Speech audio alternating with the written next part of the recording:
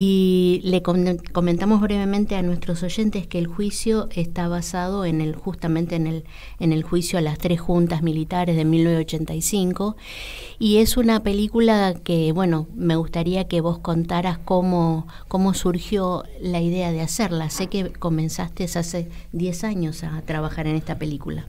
Sí, más o menos. Hace 10 años empecé a pensar en o a masajear la idea de hacer una película sobre el juicio a las juntas. ¿Por qué? Bueno, porque entendía que era un tema central de nuestra historia reciente y que estaba completamente fuera de agenda, ¿no? No se hablaba del juicio a las juntas militares, incluso estaba un poquito desprestigiado, podríamos decirlo, soslayado. No era un tema el juicio a las juntas. Sí, quedó como en la historia, como en el tiempo. Y se lo llevó puesto, yo creo, las leyes de impunidad y nuestra urgencia permanente, ¿no? Y bueno, quedó ahí. Y yo tenía esa sensación, que era un evento indispensable y que estaba, bueno, entonces digo, bueno, como cineasta se me ocurrió la idea de hacer una película o ver si había una película que yo pudiera hacer. Mientras tanto seguía haciendo otras películas, sí, digamos. Porque no le es comentamos a nuestros amigos que tenés muchas películas filmadas, sí, que se puede acceder a verlas, son muy interesantes. Todas mis películas están en la plataforma Quinoa.tv, que es Quinoa con K. Y entonces, bueno, como empiezan los proyectos, ¿no? Primero una chispa de una idea, la empiezas a masajear, un inicio de investigación, o ni siquiera investigación todavía, de meterse en el tema bien desordenado y caótico, leyendo lo que llegaba a mis manos. Tampoco había tanto escrito sobre el juicio a las juntas militares, estaba el libro de Pablo Yonto, entre otros. Y bueno, después empecé a ordenar un poco la investigación. Lo primero que aparece que era que, bueno, el juicio está filmado, que ese material tiene una copia en Noruega. Sí, eso me gustaría que hagamos un paréntesis. Cuando yo estuve leyendo, sí, esa copia está en Noruega. ¿Y por qué está en Noruega, no? ¿Y cómo fue tu acercamiento a ese material? Sé que no te resultó fácil. No me resultó fácil encontrar el archivo del juicio. Como te decía, la investigación surge que está filmado, que hay una copia en Argentina, que hay una copia en Noruega, que la copia argentina estaba digitalizada con financiamiento de la Universidad de Salamanca, y esto durante finales de 2015, corría el año ya 2016, primeros meses del gobierno de Macri. En la televisión pública me negaron todo tipo de colaboración. Claro. Yo pensé que, bueno, si esto está en Canal 7, listo, lo hacemos. Sí, pero estaba Lombardo. Estaba, sí, Miguel Pereira, las órdenes de Lombardo.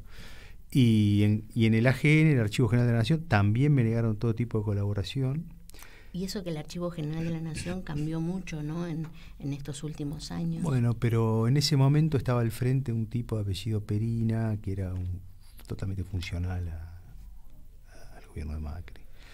Y me dieron, en el caso de Canal 7 y en el caso de la AGN, me dieron la misma respuesta. No sabemos qué va a hacer con esto y esto es muy delicado. Sí. Y esa respuesta, en los dos casos la misma respuesta, eso fue lo que me sorprendió. Y a la misma vez yo ya sabía que iba a hacer una película con ese archivo, que no sabía de dónde lo iba a sacar todavía. Claro, pero aparte me parece como muy, no sé si te digo la palabra original es medio como vano, ¿viste?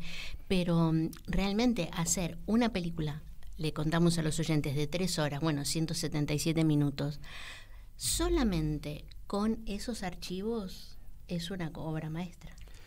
Bueno. O sea, porque no hay ninguna intervención. Bueno, le contamos a nuestros oyentes que está dividida en 18 capítulos que serían como ejes temáticos, por decirlo de alguna manera, pero no hay ninguna otra cosa, no hay ninguna explicación, no hay ningún cartelito, no hay nada. Está el testimonio crudo del juicio, ¿no?, de la filmación del juicio. Exacto. lo hicimos exclusivamente con el archivo. Sí. La única intervención que el archivo tiene es el montaje. Claro. Bueno. Es el montaje. Que esa es la película, el montaje. Y que el montaje tiene la particularidad de haber transformado un material anticuado en términos televisivos, rígido, sí, en términos técnicos, durísimo en términos emocionales. Totalmente. Absolutamente televisivo, y lo que hicimos con el montaje fue construir a partir de ese material un relato con la dinámica y el ritmo del lenguaje cinematográfico. Claro. Y la única intervención que hay es el montaje, que no es poco, digamos, ¿no? Sí, que es monumental, sí. Y además era difícil, bueno, los primeros minutos por ahí es un poco arduo empezar a verla, no por el tema, por supuesto, también, sino porque las personas que declaran, las personas que intervienen en el juicio están de espaldas, nunca se le ve la cara, ¿no? Exacto. Exacto. Y el juego de cámaras en esa época y en esa circunstancia era como bastante fijo. Sí, el juicio está filmado con 2 cámaras, una pena, yo hubiera puesto una tercera y más en caso de ser posible, y las cámaras, dicen los jueces hoy en día que por una cuestión de espacio, lo cual es real, fueron puestas a los lados del salón, de frente a los jueces, de espalda a los testigos, porque era el único lugar donde había para poner las cámaras. Puede ser. Lo cierto que las cámaras esas eran las cámaras de ATC, las viejas cámaras de ATC, que eran enormes. Sí, incluso bueno, pasó mucha tecnología, ¿no? Después de esa filmación. Hoy en día los juicios se filman y se transmiten online con cámaras que son imperceptibles directamente, claro, ¿no? Claro, claro. Bueno, ese fue el primer juicio filmado en la Argentina, además. Sí. Primer juicio oral y filmado. Y menos mal que se filmó. Bueno, ahí viene la respuesta a la pregunta que vos hacías recién. ¿Por qué se llevaron ese material a Noruega? Bueno, menos mal que se filmó. Yo creo que los jueces tienen hoy en día, pero tenían en ese momento, hace casi 40 años atrás, la conciencia de la dimensión del trabajo que emprendían, ¿no? Sí, y la fragilidad democrática. Sí, claro. Era una democracia de 1 año y medio cuando ellos arrancan, menos. Y entonces ordenan que ATC en ese momento filme este juicio. El gran objetivo del juicio fue que terminarlo, que hubiera sentencia, que toda la estrategia de las defensas era interrumpirlo, ¿no? Generar. Sí. Bueno, el éxito fue que lo lograron terminar, que hubo sentencia, y eso está todo filmado. Cuando en el año 87, creo, empiezan los alzamientos cara pintada, ante el temor de que alguno de esos alzamientos terminara efectivamente en un golpe de Estado, que por ahí hoy en día parece que era imposible, pero en ese momento, ¿cómo lo podíamos saber, no? Entonces los jueces toman una decisión muy interesante, que es grabar una copia de todo eso, lo hacen caseramente y a las apuradas a VHS, y esa copia en VHS consiguen a través de un vínculo con una asociación de jueces que es la IPPF, International Penal and Penitentiary Foundation, un vínculo con el presidente del Parlamento de Noruega, el Stortinget, un político que se llamaba Riulf Steen, un político laborista. Qué bien que lo pronunciás. Bueno, porque tengo un coproductor noruego que lo aprendí a pronunciar de él. Muy bien. Sí, aparte también hay coproducción italiana, francesa y noruega. Y Noruega, ¿no? Exacto. Claro. Así que los jueces se llevan el material a Noruega, y en Noruega está preservado ese material en el archivo del Parlamento, y de casualidad hay una copia digitalizada de esa copia, o sea, hay una digitalización de esa copia hecha en el mismo año que se digitalizó la copia Numatic que está acá en Comodoro Pi, que eso es lo que se hizo con financiamiento de Salamanca. Los noruegos lo hicieron por su cuenta, sin que sin que se informara, digamos, ¿no? Y nosotros accedimos a la copia que financió la digitalización Salamanca. La copia la hizo Memoria Abierta. Claro. Y cuando finalmente llegué a Memoria Abierta... Memoria Abierta es una institución que abarca varias instituciones. Sí, es, ¿no?, una asociación de 8 organizaciones de derechos humanos, entre los que está la PDH, el CELS, Madres, Línea Fundadora y algunas más que no me acuerdo. Y la misión de Memoria Abierta es gestionar los archivos. Entre los archivos que gestionan de estas organizaciones, también gestionan esa copia digitalizada de los Sumatics preservados en Comodoro Pi, son 530 del juicio de las juntas militares. Totalizan alrededor de 530 horas. 530 horas. Exacto. Yo te escuché o te leí en alguna entrevista que ustedes vieron las 530 horas. Trato de imaginar cómo fue ese trabajo, porque hay que ver 530 horas, pero no es verlas como quien va, no sé, al cine, sino todo el trabajo documental, porque ustedes catalogaron todo. Sé que hicieron como una gran planilla Excel, como una gran catalogación e indización de todo ese material. Sí. Los temas, me imagino que fueron los temas que pienso que son los que encabezan cada capítulo. ¿Fueron surgiendo a medida que veían el material o fue algo previo, que vos lo pensaste, que vos querías trabajar con esos ejes temáticos? No, a ver, son muchas cosas. Empiezo por la catalogación. Sí. Para trabajar un archivo de esa envergadura, 530 horas, necesitas varias cosas. Lo primero que entendimos era que entendí yo, era que yo solo no podía, que tenía que armar un equipo. Y ahí se sumó Alberto Ponce, montajista, y Gisela Peláez, asistente de dirección, y nosotros tres fuimos el núcleo central de la producción de la película. Un gran equipo. Lo segundo que entendí es que esto no era para hacer después de hora o los fines de semana. Esto había que hacerlo en las mejores horas de trabajo, claro. O sea que esto llevaba el 100% del tiempo laboral, de la vida laboral de nosotros. Claro. Sí, por el compromiso y la seriedad del tema. Bueno, y aparte, hacer una película es algo serio, ¿no? Y si dividís las 530 horas por 4 o 5 horas por día, que es lo que podés ver en 8 horas de trabajo, catalogar, eso te da como entre 6 y 8 meses de trabajo, que es lo que tardamos. Entonces, lo último que entendí es, bueno, ok, esto es, así se hace. Entonces tenemos que estar financiados porque hay que... Sí, subsistir. Todo el mundo cobra, todo el mundo tiene que vivir. Entonces, por más buena voluntad que tuviéramos, si no estábamos financiados era imposible. Así que una vez que tuvimos el convenio con Memoria Abierta se transformó en productora asociada del proyecto, que nos cedieron el material, que tuvimos todo listo para empezar a trabajar. Bueno, teníamos la necesidad de estar financiados. Y ahí tuvimos la buena fortuna de que recibimos una beca de Sundance, que fue la que abrió todo. A partir de esa beca... ¿Abrió todo en qué sentido? Y porque es una institución muy prestigiosa, entonces todo el mundo quería estar adentro. Y ahí aparecieron un montón. Y no sé, por lo menos esta beca que ganamos nosotros era no solo económica, sino que además tuvimos y seguimos teniendo al día de hoy una fuente de consulta permanente con nuestra referente en Sundance, que aparte de ser una persona encantadora, tiene vínculos con medio mundo o el 100% del mundo, y sabe hacer las cosas, digamos, ¿no? Sabe hacer el trabajo de apoyar a que un proyecto cinematográfico salga adelante, luego haga su camino, luego se estrene, luego llegue al público. Entonces, a cada paso que fuimos dando, la colaboración fue enorme. Así que bueno, una vez que teníamos el equipo, que teníamos el material, que estábamos financiados, ahí arrancamos a visualizarlo en agosto de 2019.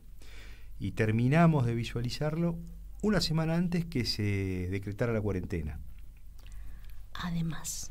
Así que fue medio de casualidad, porque el trabajo era todos los días de 10 a 19, y los tres nos sentábamos a full. Y empezamos por el 1.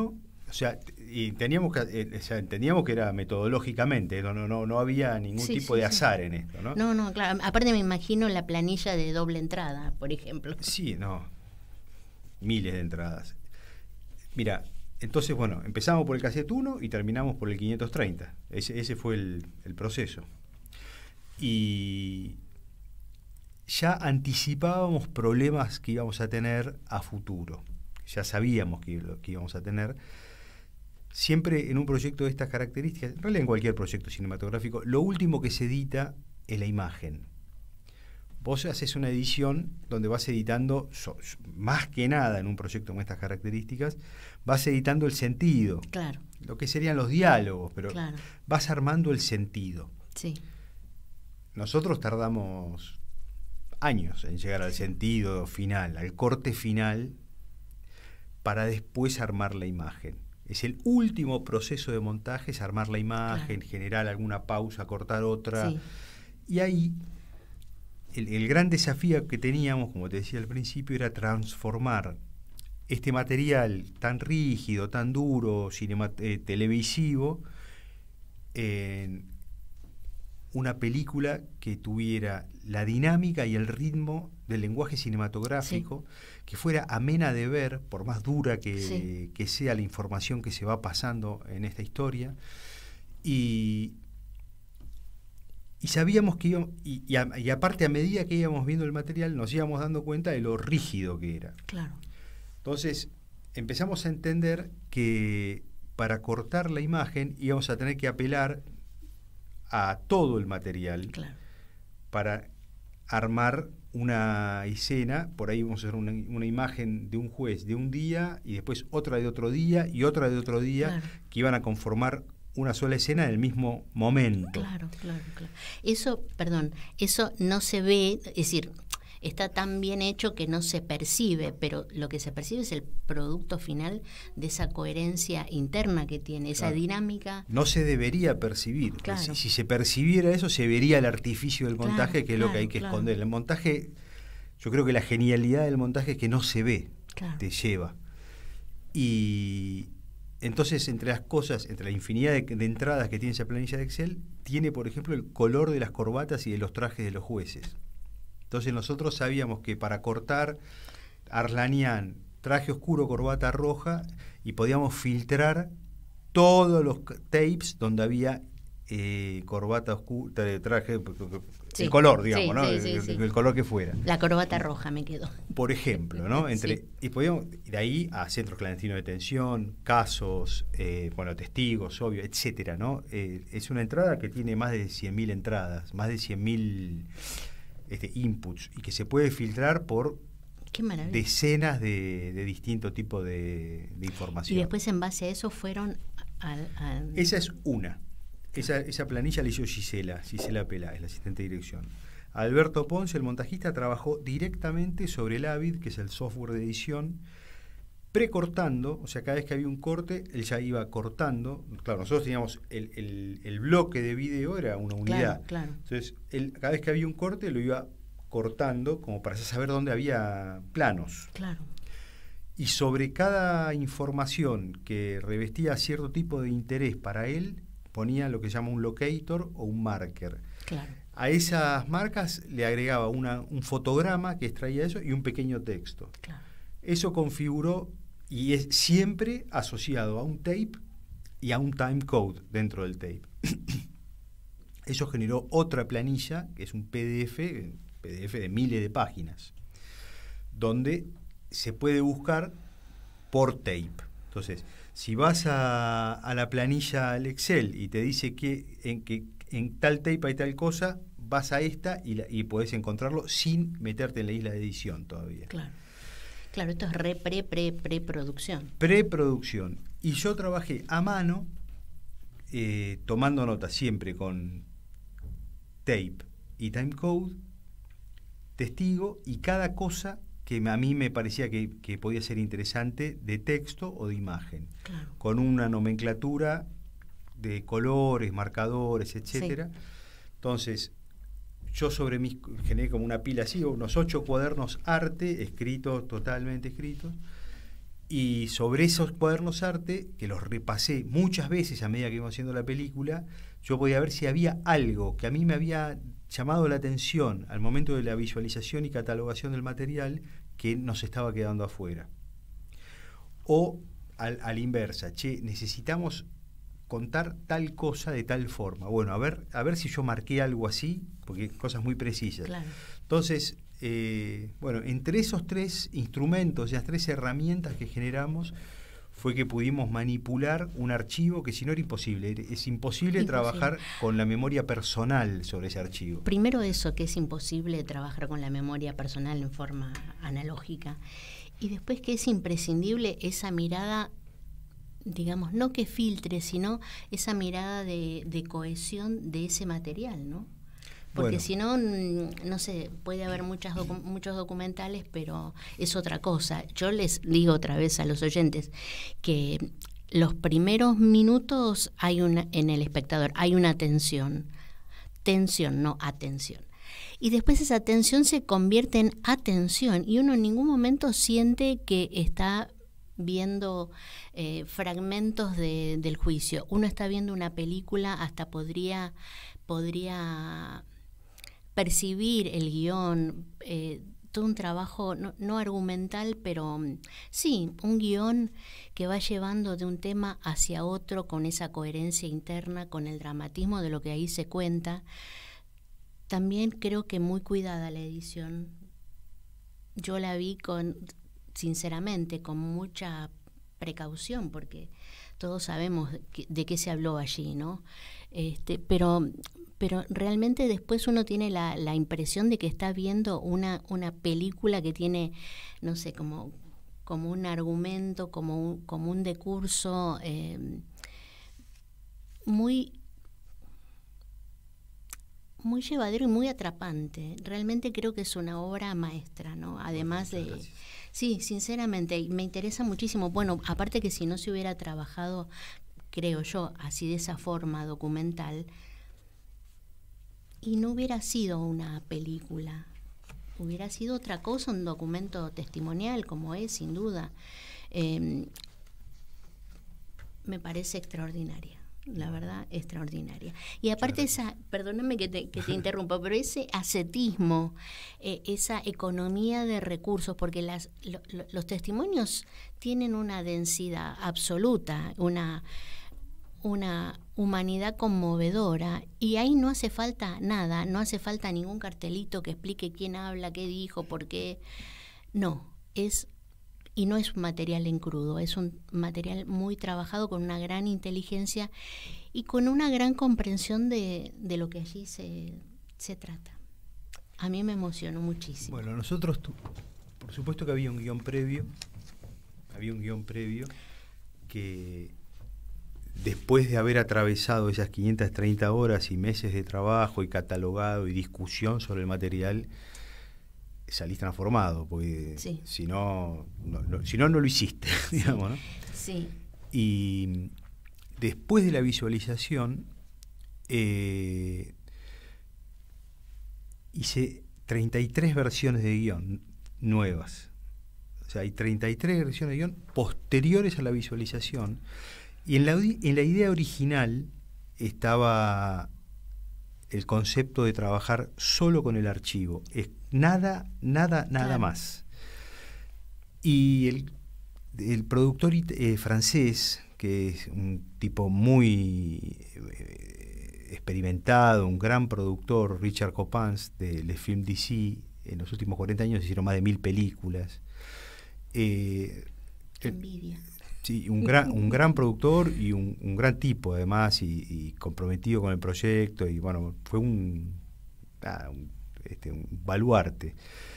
Y el coproductor noruego menos, pero también los dos insistían con que teníamos que traer el proyecto a la actualidad y que la mejor forma era agregar material de rodaje nuestro, a lo que yo me negaba.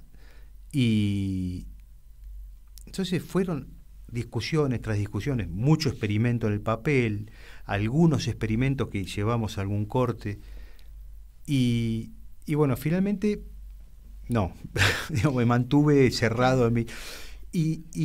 Pero todas esas discusiones no fueron en vano. Claro.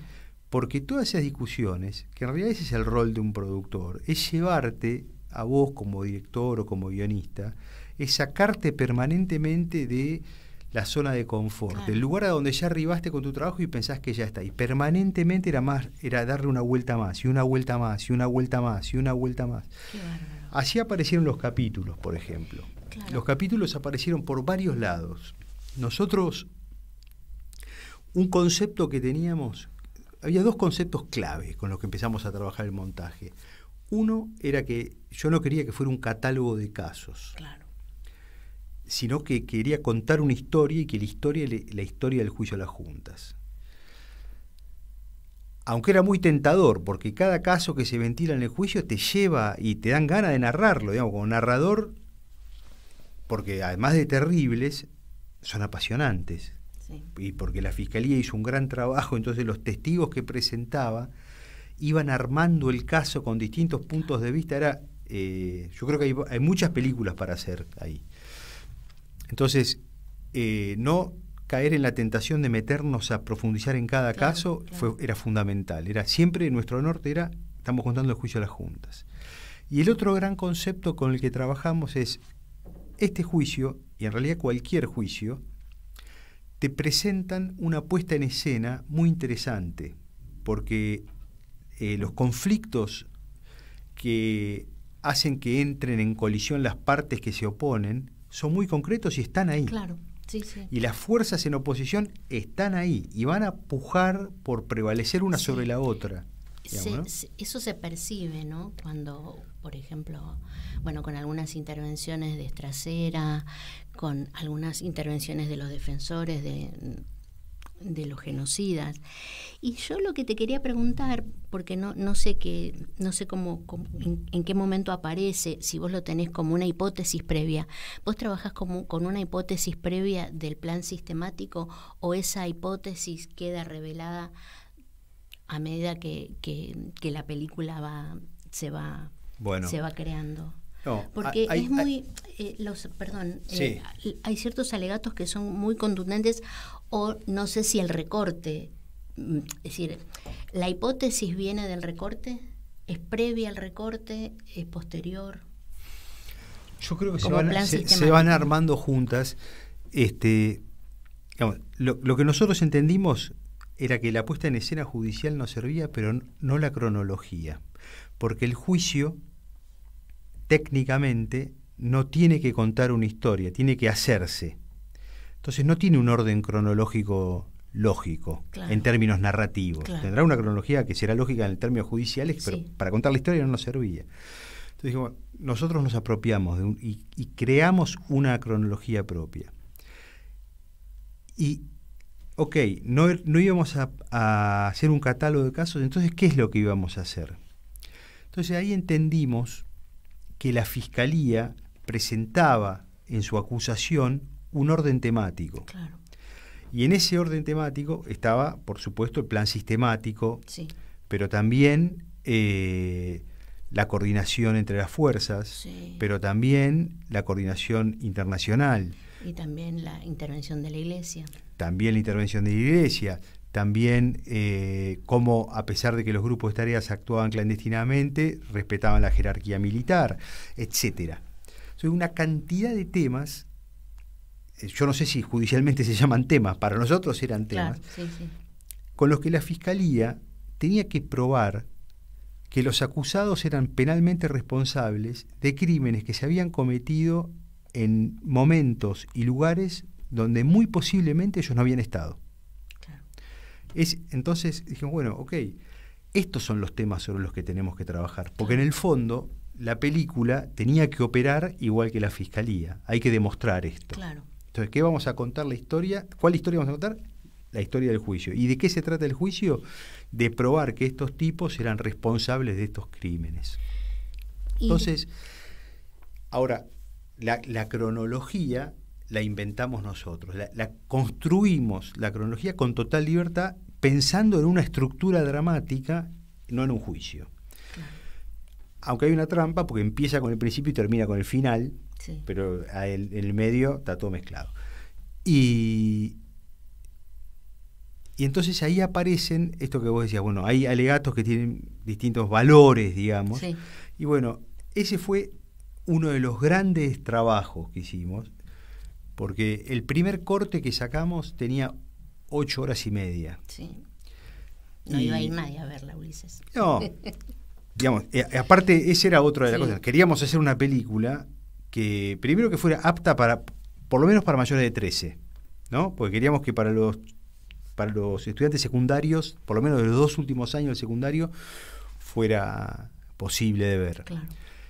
Y queríamos que fuera una película, a mí me gusta el concepto divertida. Divertir, en su origen latino, quiere decir cambiar de sentido. Claro.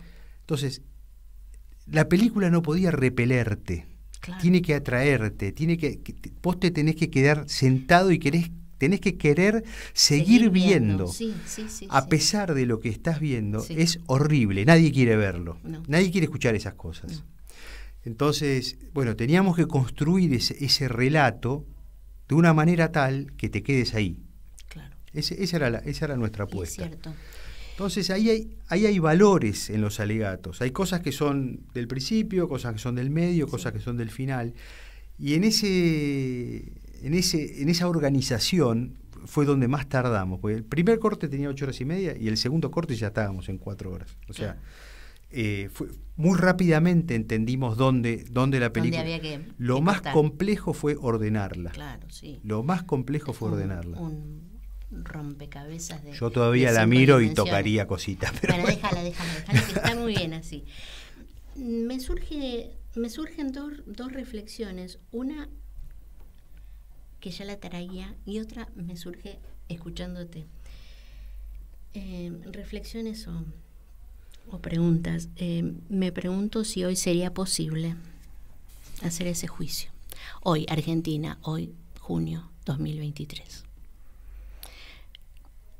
Me hice la misma pregunta cuando salí de ver 1985, que es otra cosa totalmente distinta, que la dejamos al margen, no lo vamos a analizar.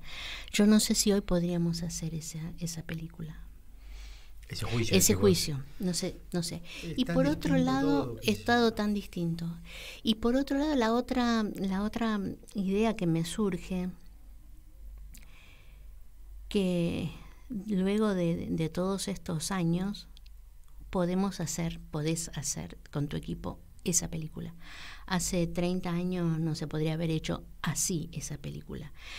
Es decir, creo, ¿no? Como que la perspectiva, la distancia histórica, la posibilidad de mirada distinta, la perspectiva nueva que vos tenés y que todos tenemos como sociedad, ¿no? Me parece que ahora es posible una película así. No sé si El juicio, pero digo, toda esta posibilidad de profundización y de ver de distintos ángulos lo que fue El juicio y este aporte de los productores, ¿no? Que siempre te ponen el límite de, bueno, un poco más, ¿no? Claro. Estaba bien. Y me parece extraordinario. Yo creo que hay cosas que hoy comprendemos en muchos órdenes de lo social, de lo político, de lo social y también de la vida nuestra, que han pasado por el filtro increíble de la evolución de nuestro pensamiento, ¿no? Entonces hay como una resignificación también del pasado y eso tiene un gran valor. Me parece que eso es un poco, a pesar de todo, un poco la rueda que hace girar la historia, ¿no? Esa posibilidad de ver desde muchísimos otros planos distintos, desde otras dimensiones. Sí. Yo creo que hay algo de era el momento, ¿no? Porque es muy casual que aparezca Argentina en 1985 y El juicio tan juntas. Por más que una película como El juicio lleva un proceso de producción más largo, porque es pero igual, digamos, llegan juntas. Yo creo que bueno, era el momento de hablar de esto. Sí, porque hay como una habilitación para hablar de ciertas cosas. Que, por ejemplo, bueno, los que somos directamente coetáneos de ese periodo histórico, me refiero a la edad, tenemos una mirada. A mí me interesa mucho, por una experiencia personal que tuve cuando fui a la ESMA.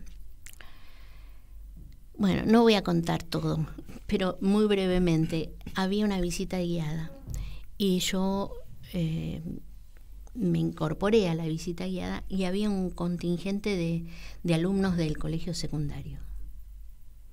Bueno, dos visiones, estábamos viendo cosas distintas, ¿no? Y bueno, es lógico, no hay una mirada unívoca, eso es muy, muy enriquecedor y me parece muy necesario que se someta como al conocimiento en profundidad de las nuevas generaciones que no han vivido y a veces hasta ni han escuchado, ¿no?, lo que ocurrió. Claro. Bueno, ese era y es el público objetivo para nosotros, ¿no? Estudiantes de los 2 últimos años del colegio secundario. Ese es para ellos hicimos la película. Yo muchas veces voy al Malva, sea los viernes a las 20. Sí, podemos decir que y se está dando los viernes a las 8 de la noche en el Malva. Exacto. Y que se agotan las entradas. Se vienen agotando las entradas desde hace ya varios meses y muchas veces voy y después de la proyección hacemos un pequeño debate con el público, no siempre, pero y siempre hay alguna chica o algún chico de 14, 15, 16 años. Y cada vez que levantan la mano y se expresan, bueno, digo, listo, llegamos ahí había que llegar, digamos, ¿no? Qué bárbaro. Bueno, y ahora el 24 de agosto empezamos lo que va a ser el lanzamiento nacional. Sí, contanos un poquito de cómo va a ser eso, que me parece súper... Eso lo estamos armando, pero se va a hacer. Ah, perdón, ¿y en el Festival de Berlín estuvo la película? Sí, el estreno fue en el Festival de Berlín, ahora en febrero pasado. ¿Y qué pasó? Bueno, tuvo su estreno en Berlín, no pasó mucho más que eso, pero no, fue muy interesante, pues aparte que fuera en una ciudad como Berlín, ¿no? Con la historia que Berlín tiene, que esta película... Que son muy sensibles a estas temáticas. Sí, bueno, a mí me sorprendió, siempre se dio con la sala llena y bueno, esa es como la característica del festival, que los directores están ahí y hablamos con el público, ¿no? Claro. Y los públicos de las 3 exhibiciones que tuvo la película, súper interesados, informados, aparte, sabía lo que iban a ver. La película tuvo una sección que se llama Forum, que es una sección de vanguardia, por decirlo de alguna manera, política, experimental, o sea que el público de la sección Forum de la Berlinale va a ver... Sabe lo que está haciendo. Sí, no va a entretenerse al cine. En todo caso puede divertirse, pero por favor, siempre con la etimología al lado, porque si no suena muy mal esa palabra. Sí. Pero un público muy informado, muy atento, muy interesante. Yo nunca había estado en el Festival de Berlín y aparte que el Festival de Berlín es una cosa de lujo. Sí, muy impresionante. Y entonces en agosto, contanos qué pasa, bueno, cómo es. En agosto la idea es hacer un lanzamiento lo más amplio y federal que podamos. Los espacios Inca en todo el país son más de 60, así que vamos a ir a los espacios Inca, pero además la gerencia de exhibición del Inca gestiona las salas de las casas del Bicentenario, gestiona en colaboración con las provincias los cinemóviles, cada provincia tiene un cinemóvil, y gestiona lo que ellos llaman puntos digitales. Hay alrededor de 600 puntos digitales en todo el país. Un punto digital es un lugar donde hay una sala con capacidad de proyectar una película, pero que no es un cine. Es una sala. Claro. Está lleno de salas. Pueden ser de universidades, de colegios, de sindicatos, municipales, etcétera, centros culturales. Bueno, hay 600 puntos digitales en todo el país. Así que la idea es salir lo más amplio y federal que podamos, o sea, sí, a partir del 24 de agosto. Y ¿esa fecha por algún motivo en especial? Bueno, porque es la fecha en la que logramos acomodar, pero además es el día que se conmemora el Día del Libro, porque es el día del nacimiento de Borges. Sí. Y vamos a hacer un lanzamiento con el texto. Borges fue un solo día al juicio. Lamentablemente los camarógrafos de ATC o ese día dejaron la cámara prendida y se fueron, o no sabían quién era Borges, o andás a ver por qué no lo filmaron. Yo estuve todo el material, todo el periodo esperando de visualización, esperando que llegara ese día. Si nos lanzamos a especulaciones podríamos llegar hasta el infinito, pero claro, bueno, ya no tiene sentido. Lo concreto es que no está filmado, claro. no está Borges en el material. Pero Borges fue el día que testimonió Basterra. Y escribió un texto muy corto, Borges, para el diario El País de España, que es contundente. Entonces, y lo interesante... ¿Se puede acceder a ese documento? Sí, googleás texto de Borges en el juicio de la Junta, que está subido en medio sí, millones de lugares. Lo interesante es que es Borges el que lo dice. Que además es Borges, pero además Borges había tenido una afinidad, por lo menos en el principio de la dictadura, luego del golpe del 76. Entonces, es seguramente nuestro artista y nuestro intelectual más rutilante, sí, te guste o te disguste su posición ideológica, sí, y es Borges el que lo dice. Entonces, así que bueno, 24 de agosto cayó medio de casualidad, sí, pero como cayó ese día, vamos a usar el texto de Borges para... Muy bien. Muy sí, bien. Para... No fue únicamente Borges el que al principio apoyó, muchos connotados. Sábato también, y después fue estuvo en la comisión del Nunca Más. Sí, hubo varios, digamos, ¿no? Sí. También ahí yo creo que como sociedad también tenemos que sacarnos la careta. El Totalmente. 24 de marzo del 76, sí, la clase media porteña aplaudió el golpe de Estado. El 23 de marzo muchos estaban contentos. Claro. Entonces, digo, por eso hay que sacarse la careta, también le tenemos que, pero bueno, esa es más difícil de pensar, digamos, ¿no? Quizá merite una revisión más profunda y otra película, quizá no mía, digamos, ¿no? Hay tanta gente pensando y haciendo, sí, que... Claro. Bueno, Ulises, me parece que es súper interesante, al menos para mí, y espero que para los oyentes también, esta charla que hemos tenido. Vamos a volver a recordar cerca del 24 de agosto este lanzamiento así más masivo de la película, que igual se puede ver en la plataforma en Quinoa o en el Malva. Y antes de que... bueno, tenemos todavía unos minutitos. Te quiero preguntar si, bueno, no sé, si tenés nuevos proyectos ahí en la carpeta, sí, de pendientes. Siempre. Aparte me imagino que esto te va a llevar muchísimo tiempo de difusión y... Sí, siempre tengo varios proyectos avanzando en paralelo, pero lo cierto es que el cine documental tiene muy limitada la capacidad de difusión y de salir al claro, ruedo y lograr que el público se encuentre con las películas. Y como cineasta tenés que hacer una fuerza enorme para que un documental se vea. Así que ahora eso me lleva mucho tiempo. Sí, claro, sí, seguro. Pero bueno, mientras tanto tengo varios proyectos, no sé cuál va a definirse. ¿Y tu temática preferida, bueno, no sé si está bien decir preferida, pero por lo que he visto, te interesan pueblos originarios, te interesa la cuestión ambiental? Sí, pueblos originarios, cuestiones ambientales. El documental sobre Vilca, el músico, sí, ¿dentro de qué, digamos, de rescate de la cultura popular sería? Bueno, Vilca hizo la música de mi primer película, Arriba Arriba. Y bueno, ahí nos conocimos y la verdad que nos hicimos muy amigos. Yo lo quería mucho, lo admiraba mucho. Y junto con Germán Cantore, que es el montajista de casi todas mis películas, que también era muy amigo de Ricardo, empezamos dijimos, cada vez que venía para acá y tocaba, lo filmábamos, y si íbamos nosotros para Jujuy, filmábamos también, y empezamos a recopilar material con la idea de hacer una película. Qué bárbaro, claro. Pero se murió. y bueno, se murió Ricardo, y eso quedó ahí.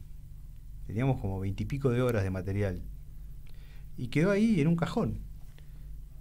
Y bueno, casi 10 años después de su muerte, un día dijimos, hagámosla, terminemos esto. Claro. Así que salió más como un homenaje a un amigo, a alguien que para mí es un artista si en vez de ser jujeño, si en vez de haber nacido en Jujuy hubiera nacido en la Selva Negra, lo estarían comparando con Mozart o con Beethoven, digamos, ¿no? Claro.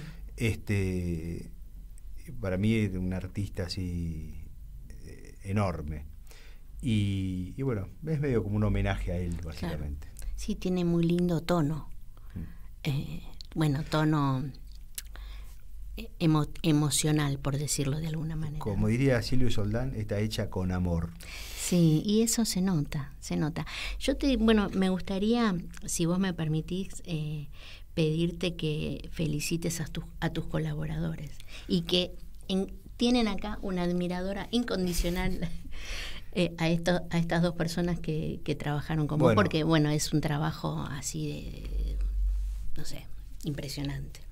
Sí, el núcleo más duro, más central Ponce. Es Alberto Ponce, el montajista, y Gisela Peláez, asistente de dirección, coordinadora de producción y mucho más, digamos, ¿no? Claro. Fueron fundamentales y claves para poder hacer la película. También es el equipo de Memoria Abierta, con Verónica Torra, su directora a la cabeza, pero todo el equipo de Memoria Abierta fue fundamental. Ellas no solo nos facilitaron el material, sino que fueron un fuente de consulta permanente. Claro.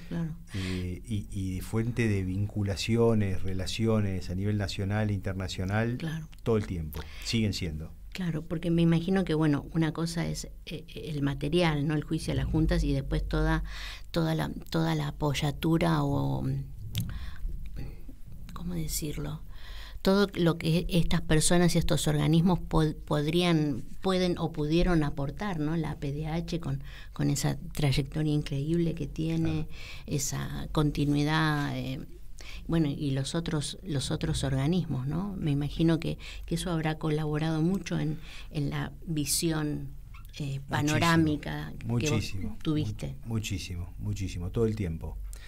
Y como te decía, Richard Copans y Dag Hoel, nuestros coproductores francés y noruego, y Bruni Burris de Sundance, fueron también grandes colaboradores. Y Luis Moreno Campo también fue un gran colaborador. Y sobre el final del proyecto los jueces también dieron una opinión que fue distintiva. Me interesa sobre porque la terminación de la película. Vi una foto que seguramente se tomó en el Malva, donde estaban los jueces. Qué impresionante esa foto, a mí me conmovió mucho. ¿Y qué podrías resumirnos o contarnos, si querés, qué te dijeron? Bueno, mira, siempre que haces una película, operás sobre algún sujeto, ¿no? Esta película tiene enorme cantidad de sujetos y sujetas, ¿no? Sí. Tenés los y las sobrevivientes por un lado, sí, la fiscalía por otro lado, el equipo de la fiscalía, los jueces, después los defensores, los genocidas, que sí, su opinión no me tiene sin cuidado, ¿no? Pero la opinión de los sobrevivientes, de los familiares, de las madres, de la fiscalía, de los jueces, sí. Nosotros tuvimos, cuando terminamos de hacer el proceso de catalogación y toda la visualización, había dos cosas que se dispararon. Por un lado, que no es que no lo tuviéramos de antes, ¿no? Pero sí se profundizaron. El compromiso y la responsabilidad. De repente nos dimos cuenta que estábamos tocando un material que, como me habían anticipado en Canal 7, era delicado. Y asumimos esa responsabilidad de trabajar con esa delicadeza. Y parte de asumir esa responsabilidad fue dar a ver los cortes preliminares a las personas que nosotros entendíamos que teníamos que escuchar su opinión. Y lo vieron los jueces, lo vio Moreno Campo, lo vieron sobrevivientes, lo vieron Madre de Plaza de Mayo. Y escuchamos, atendimos, procesamos y operamos en consecuencia, digamos, ¿no? Bueno. Y así que eso fue parte también de asumir la responsabilidad. Una gran responsabilidad que vos aceptaste. Sí, que Porque a veces viste que, bueno, está bien, obviamente vos sos el realizador, pero de alguna manera podrías no haberlo hecho y lo hiciste. Y bueno, no sé, yo en lo personal te lo agradezco. Bueno, realmente un gran trabajo con todo lo difícil, lo doloroso, lo imprescindible, un gran trabajo, y ojalá que nuestros oyentes vayan a ver la película y se encuentren con vos y te den un abrazo en el Malva. Yo te agradezco muchísimo. Bueno, no solamente aquello en la película, sino que estés esta tarde aquí en Radio Caput. Muchas gracias. Muchas gracias. Bueno, nos vamos despidiendo. Martín, otra vez quedó el tema pendiente, guardalo para la semana que viene, por favor. Martín es nuestro operador. Que tengamos todos una buena semana, o al menos lo intentaremos. Gracias. Voces y contexto. Todas las voces, todas. Un programa incorrectamente político. Llega a su fin.